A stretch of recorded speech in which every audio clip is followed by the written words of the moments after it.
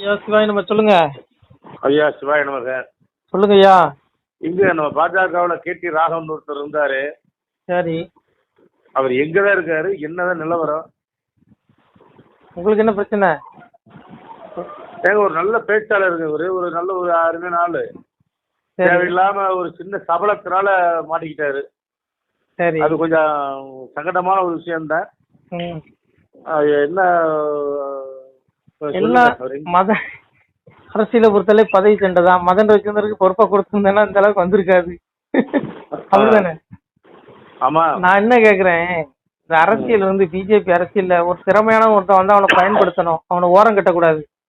எல்லா கட்சியிலயும் திறமையானவனை பயன்படுத்துவாங்க. செந்தில் பாலாஜி நபர்கள் வந்தாங்க, பயன்படுத்துறாங்க என்னதான் இருந்தாலும். ஆனா இங்க மட்டும் தான் அந்த அண்ணாமலை உழைப்பாளி அவரை ஓரம் கட்டுறாங்க. இவர் கேடி ராகவன் நான் என்ன கேட்கேன், மதன் ரவிச்சந்திரன் வீடியோ எடுத்தாலும் சரி சரி எப்படியோ, கேடி ராகவன் பண்ண தப்பு யாரையா பண்ணல சொல்லுங்க. கேடி ராகவன் ரொம்ப கொஞ்சம் சபலப்பட்டு வலைதளங்கள்ல மாட்டிக்கிட்டாரு. கேமரா வைக்கிற அளவுக்கு சபல புத்தியில இருந்திருக்காரு. மனுஷனா பிறந்த எல்லா பயிலும் இந்த தப்பு, எல்லா பயிலும் சொல்லல, 99% தப்பு பண்ணாதான் எவன் சொல்லுங்க, எவன் யோக்கியன்?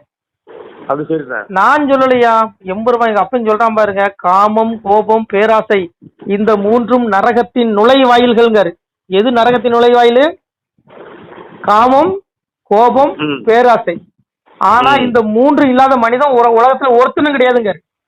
சன்னியாசிகள் முதல்ல சொல்றாரு, கல்யாணம் பண்ணாம இருக்கேன் நான் யோக்கியன் அப்படிலாம் எவனும் சொல்ல முடியாதுங்க. நான் சொல்ல, பரமாத்மா சொல்றான், சன்னாசி நிச்சயது தவறியல்லோ அலைவார்கள். எங்க அப்பன்னு சொல்றான், சன்னியாசிக்கு நிச்சயம் கை கூடாது. நீ என்னதான் நமச்சிவாய் சொன்னாலும் சரி, தரம் தானி பசும் போதுல உனக்கு நிச்சயம் கூடாது. அப்பா சொல்றான், நீ பரம்பொருள் வார்த்தை பொய்யாவுமா? காமம், கோபம், பேராசை இந்த மூணும் எல்லா மனிதர்களுக்குள்ளே இருக்குங்க. ஆனா சாமி என்ன சொல்றாரு, எந்த ஒரு சாதகன் இம்மனித பிறவிலேயே உடல் அழிவதற்கு முன்பாகவே காமத்தினாலும், நல்லா புரிஞ்சுக்கோங்க, காமத்தினாலும் கோபத்தினாலும் ஏற்படுகின்ற எழுச்சியை பொறுத்து கொள்வதற்கு திறன் பெற்று விட்டானோ அவனே யோகி. யார் யோகிங்க? காவி வெட்டி கழுத்துல உத்ராட்சம் போட்டு 4 பேருக்கு உபதேசம் பண்ணா யோகி ஆக முடியுமா? யோகி ஆயிடுவான் அவன். உண்மையான அகத்துறவு வேணும். உள்ளுக்குள்ள இப்ப நமக்குள்ள வரக்கூடிய காமிச்சை அடக்கணும், நம்ம உலகில் பெற்ற வெறுக்கணும், வெறுத்தாதான் நீ யோகி. அவன் தான் யோகிங்கிறது. இது சாதாரண மனிதர்களால முடியுமா ஐயா? முடியாது. இதுல கேடி ராகவன் விதிவிலக்கா? கேடி ராகவன் பரமாத்மாவா? பாவையா அந்த மனுஷன். அவரை போட்டு நான் என்ன கேட்கேன், அவர் மாட்டிக்கிட்டாரு. இன்னைக்கு 4 சோத்துக்களை எவன் என்ன அக்கிரமம் பண்ணான்னு தெரியாது உலகத்துக்கு. எல்லா பயலுக்கும் மனசாட்சிக்கு தெரியும். சிலவன் தப்பு பண்ண மாட்டான், ஆனா மனசுக்குள்ள கற்பனையிலே ஓட்டுவான். சில பெண்களை மனசுக்குள்ளே நினைச்சுக்கிட்டே ஓட்டுவான், வண்டி ஓட்டிடுவான். இருக்கானா இல்லையா? நிறைய பேர் இருக்காங்க. அப்ப சொல்றீங்க சும்மா இங்க பாருங்க, இங்க எவனுமே குறை சொல்றதுக்கு எவனுக்கும் தகுதி இல்லைங்க. எவனும் ராமனும் கிடையாது, எவனும் புத்தனும் கிடையாது. புரிஞ்சுக்கோங்க. அதனால இங்க இது வந்து கர்மா, களி கர்மா. இத வந்து கடந்துதான் போகணுங்க, யாராலையும் முடியாது. சாமி அதான் சொன்னாரு, களி என்றால் எலியல்லவே கனையாளி வேண்டாமே, வலிமாய நினைவு மாய்மாலம் என் மகனேங்க. எங்க அப்பன்னு சொல்றான், வலிமாய நினைவுடா பிள்ளா குழந்தையே, வலிமாய நினைவு. இந்த களியை எல்லாருக்குள்ள இருந்து குட்டிச்சாத்த வேலையை பண்ண வச்சிருவாங்க.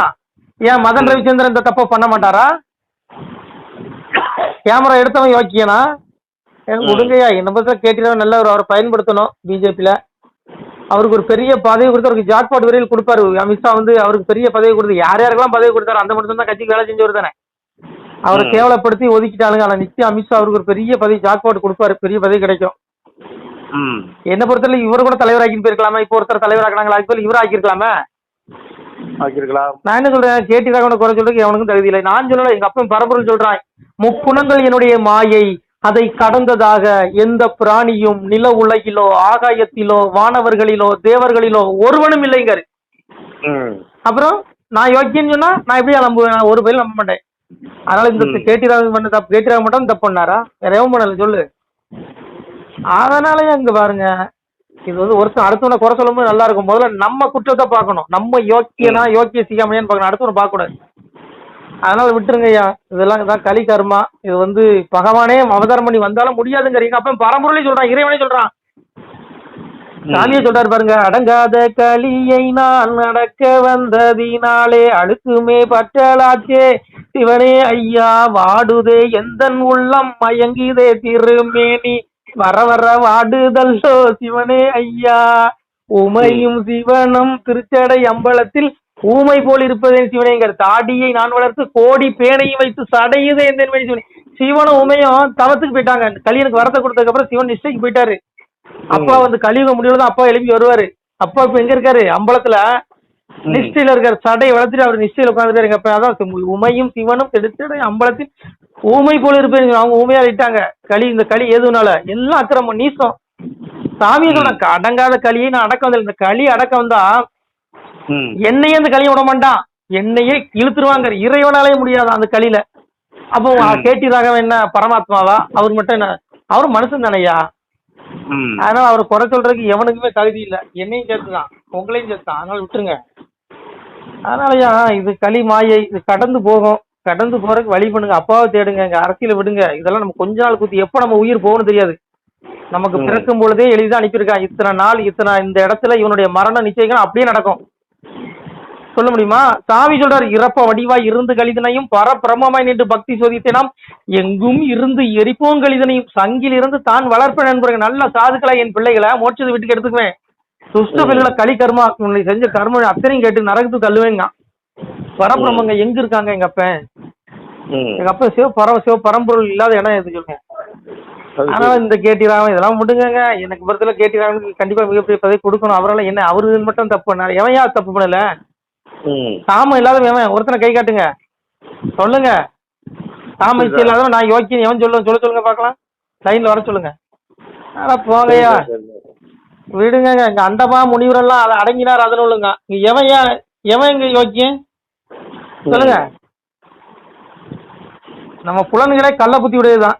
அதான் சொன்னாங்க, கள்ள புலன் என்னும் காட்டை வெட்டி கடலில் தெரித்திட்டால் காணலாம் வீட்டை. நம்ம வீடு எங்க இருக்கு?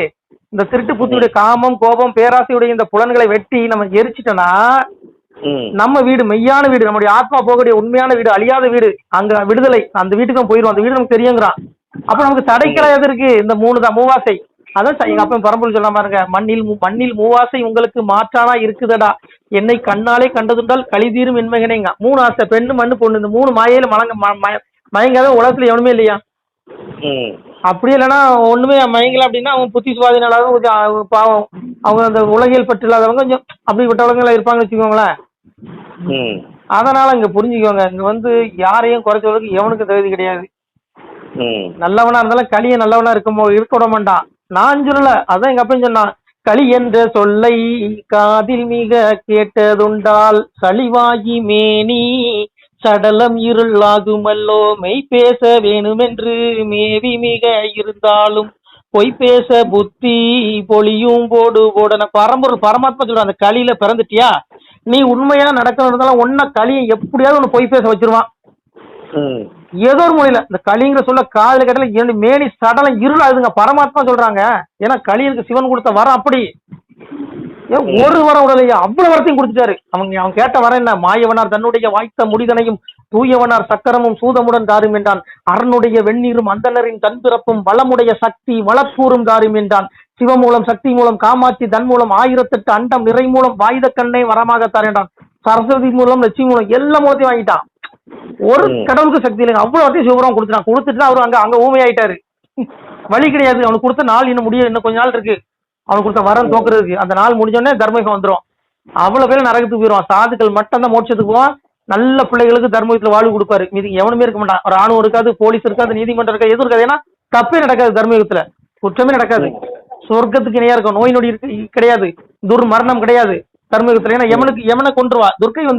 துர்க்கைக்கு வந்து வரம் கொடுக்கப்பட்டிருக்கு. கலியுகம் முடிவுல தர்மயுகம் வரும்பொழுது யமனை யார் கொள்ளுவா? நம்ம எல்லாத்தையும் கொள்றாம இருக்க இவனை துர்க்கை கொன்றுவா. புரியுதா உங்களுக்கு? அதனால நம்ம தர்மயுக வசத்துக்கு வழியை தேடுங்க. இது விடுங்க. நம்ம இங்க பாருங்க வந்துட்டோம். எப்ப நம்ம உயிர் போகணும் தெரியாது. மோட்சத்துக்கு மட்டும் வழி தேடுங்க. அப்பாவா தேடிக்கணுங்க. பக்தி சோதித்தே பல நாளும் காத்திருந்த வித்திகன் எனை வந்து வேண்டார் மேல் வீடு இழந்து செத்திறந்து தீநரக சீல்குட்டியில அடைக்க கொத்தியிருந்த புழுக்கள் வந்து கொஞ்சிட்டாங்க. அப்பாவை தேடாதவனுக்கு அவனுடைய ஆத்மாவுக்கு உய்வடையாது, மோட்சம் கிடைக்காது. அந்த வீட்டுக்கு அவன் போக முடியாது. அவன் நரக வீட்டுக்கு போயிடுவான். ஆனா அப்பாவை தேடுங்க. விடுங்க. இந்த கர்மதியில கேட்டீராக வந்து மட்டும் என்ன சார்? அவர் பாவம் அவருக்கு எத்தனை நாள் கொடுக்கப்பட்டிருக்கோ, எனக்கு பேசுற எனக்கு எத்தனை நாள் பூமியில கொடுக்கப்பட்டிருக்கோம். கொஞ்ச நாள் எப்ப வேணாலும் வாழ்க்கை முடிஞ்சிடும். நொடிக்குள் முடிந்து விடும் விஞ்சைகள் இங்க இருக்க நோகுதை திரும்பி ஒட்டி சொட்டக்கடிக்கிறது வாழ்க்கை முடிஞ்சு போயிடும். இதாய வாழ்க்கை. அதனால அப்பாவை தேடுங்க. இது வேண்டாம். அரசியல் தான் மாயை மாயை மாயை மாயை. நமச்சிவாய. திருச்சி சம்பளம். சிவாய நம. திருச்சிட்டம்பலம், தில்லையம்பலம், பொன்னம்பலம். சிவாய நம. உறவுகளே, சிவ அன்பர்களே, தற்போது தாங்கள் இந்த வீடியோவில் பார்க்கக்கூடிய இடத்துல ஒரு சிவாலய திருப்பணி ஒன்று நடந்து கொண்டிருக்கிறது. இந்த இடத்துல பார்த்தீங்கன்னா முன்பு ஒரு காலத்தில் ஒரு சிவாலயம் இருந்திருக்குது. அதாவது இந்த ஏரியா இப்போ ஒரு தென்னை மரங்கள், பனை மரங்கள் சூழ்ந்த காடாக இருக்கிறது. முன்பு ஒரு காலத்தில் இங்கே ஒரு ஊர் இருந்ததாக சொல்கிறாங்க. ஆனால் இப்போது சுற்று வட்டாரத்தில் 5 கிலோமீட்டர் சுற்றுலா ஊரே கிடையாது, காடு. இப்போ இந்த இடத்துல ஒரு சிவாலயம் அமையிருக்கிறது. இந்த சிவாலயத்தில் இருந்த அந்த சாமியுடைய திருமேனியை எடுத்து வச்சிட்டோம். திருப்பணி முடிஞ்சதுக்கப்புறம் பிரதிஷ்டை பண்ண இருக்கிற உறவுகளே, தற்போது இந்த வீடியோ பார்க்கக்கூடிய உறவுகள் தங்களால் முடிந்தால் ஒரு சின்ன உதவி செஞ்சு கொடுங்க. எங்கள் இடத்துல பொருளாதாரம் இல்லை, அதனால் பார்த்திங்கன்னா அந்த வேலையெல்லாம் அப்படியே நின்று போச்சு.